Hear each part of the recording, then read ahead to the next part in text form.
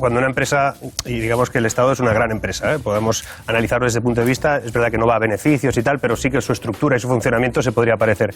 Cuando una empresa está ante una situación de un reto absoluto, que es que se enfrenta pues, a una nueva economía, se enfrenta a cosas que hasta la fecha pues, no habíamos vivido, o tiene un momento de dificultad, por ejemplo, lo que no se hace son estructuras complejas, sino que se hacen estructuras lo más eficientes y pragmáticas posibles. Y en este caso tiene una pinta esto de que va a ser complicado de saber si seguridad social está en un sitio pero no puede estar con trabajo, consumo no está donde estaba sanidad. Todas esas historias que se han tenido que dar fundamentalmente porque hay criterios de que te tengo que regalar o te tengo que incorporar en este gobierno de una manera determinada y dejarte en tu área ponerte un tapón lo antes posible, eso al final lo que hace es que la efectividad, la eficiencia, el pragmatismo de una empresa, en este caso una gran empresa como esta, es más que dudable.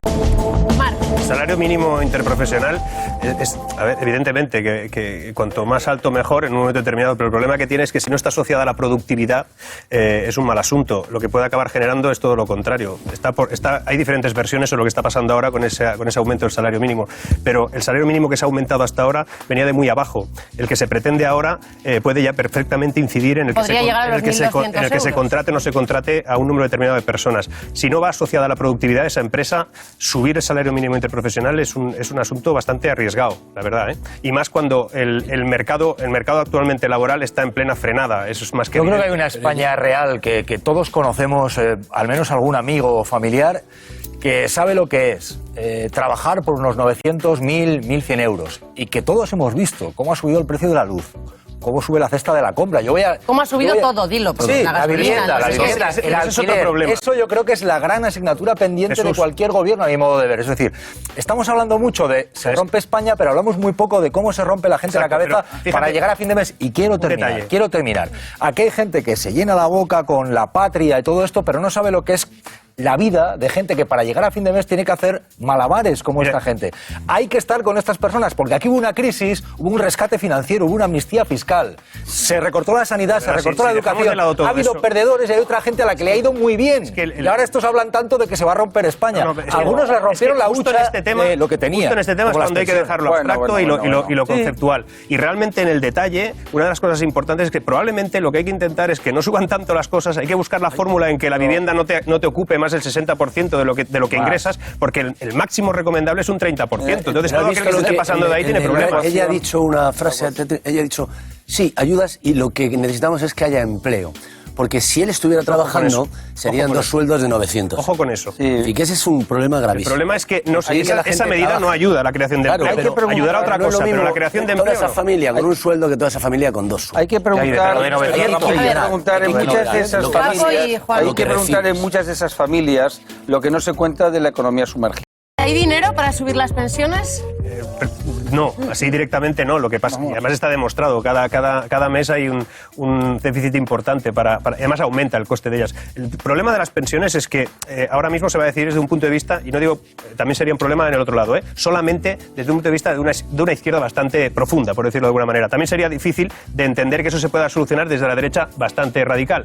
Es decir, esto es un tema de Estado mucho más complejo en el que se van a tener que poner de acuerdo todos, porque las pensiones tal y como están ahora no se aguantan. Y como no se aguantan, tendremos que buscar fórmulas que ahora mismo otros países están adoptando y que a lo mejor son realmente dramáticas de adaptar. Pues si quieres ver arder la calle, di que se va a acabar con las pensiones. Me da igual en estos momentos, yo estoy dando mi opinión. No lo digo por ti, Marc. Quiero decir, oigo a gente keynesiana y a gente de Milton Friedman decir lo mismo. Es imposible, va a ser imposible, va a llegar un momento en que no va a ser posible. Hay que poner de acuerdo eso es tremendo, porque nos ponemos de acuerdo, entonces si no se ha visto arder la calle, es cuando se va a arder. Porque gente que ha pasado su vida trabajando y cotizando 40, 45 años en los empleos para recibir ahora unas pensiones contributivas. Luego hay verdad que hay pensiones. Hay una cosa que la gente a veces no tiene claro. Cuando hablamos de subir las pensiones o hablamos de salvaguardar las pensiones, con lo que se ingresa en estos momentos es que tienes que quitarlo de otro sitio. Subes impuestos, con lo cual pones en juego el hecho de esos propios ingresos. Tarde o temprano, cuanto más impuestos haya, más difícil es que ingreses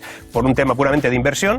Pero lo que te puede pasar es que si sigues hablando de que va a ser posible todo eso con las pensiones, habrá que explicar qué servicios vas a dejar de otorgar. El que no haya dinero para cosas, o sea, ¿qué os pensabais? Que cuando un país crece, entre comillas, en negativo durante un momento de explosión inmobiliaria, cuando empieza a faltar dinero, cuando el déficit público se dispara, cuando el dinero empieza a faltar de lugar según qué sitios y se utiliza de otros, lo que pasa fundamentalmente es que deja de estar donde tendría que estar. Y si un país no se pone en marcha, llevamos 4 años prácticamente sin poner en marcha planes estratégicos para solucionar problemas, como eso no se hace, al final el dinero falta, porque nadie está produciendo como se tendría que producir y crecer como mínimo al 2,4, que es lo que se requiere. Con las que parte este gobierno, subir las pensiones, subir el salario mínimo interprofesional, recortar las listas de la dependencia, en fin, un montón de cosas. ¿Cómo se puede hacer? ¿Cuánto va a costar? Hay cierto consenso de que eso va a costar unos 30.000 millones más.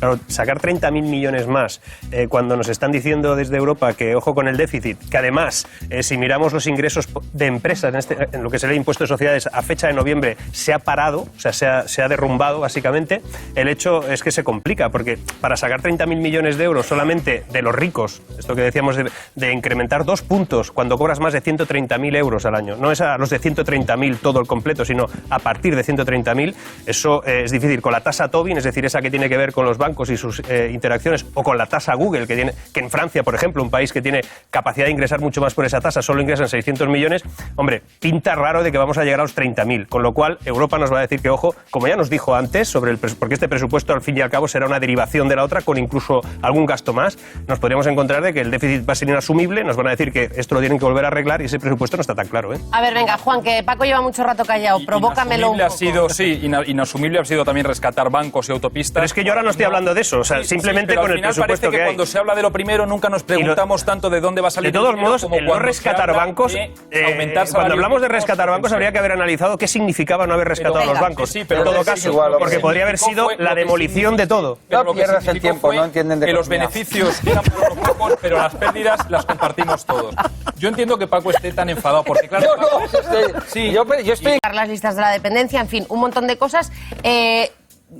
¿Cómo se puede hacer? ¿Cuánto va a costar? Hay cierto consenso de que eso va a costar unos 30.000 millones más. Claro, sacar 30.000 millones más cuando nos están diciendo desde Europa que ojo con el déficit, que además, si miramos los ingresos de empresas en lo que sería el impuesto de sociedades a fecha de noviembre, se ha parado, o sea, se ha derrumbado básicamente, el hecho es que se complica, porque para sacar 30.000 millones de euros solamente de los ricos, esto que decíamos de incrementar 2 puntos cuando cobras más de 130.000 euros al año, no es a los de 130.000 todo el completo, sino a partir de 130.000, eso es difícil. Con la tasa Tobin, es decir, esa que tiene que ver con los bancos y sus interacciones, o con la tasa Google, que en Francia, por ejemplo, un país que tiene capacidad de ingresar mucho más por esa tasa, solo ingresan 600 millones, hombre, pinta raro de que vamos a llegar a los 30.000, con lo cual Europa nos va a decir que, ojo, como ya nos dijo antes, porque este presupuesto al fin y al cabo será una derivación de la otra, con incluso algún gasto más, nos podríamos encontrar de que el déficit va a ser inasumible, nos van a decir que esto lo tienen que volver a arreglar y ese presupuesto no está tan claro, ¿eh? A ver, venga, Juan, que Paco lleva mucho rato callado. Provócamelo un poco.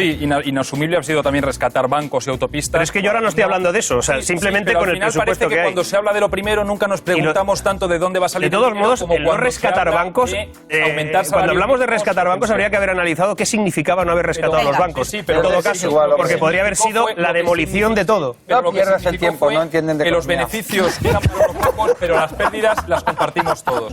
Yo entiendo que Paco esté tan enfadado porque, claro,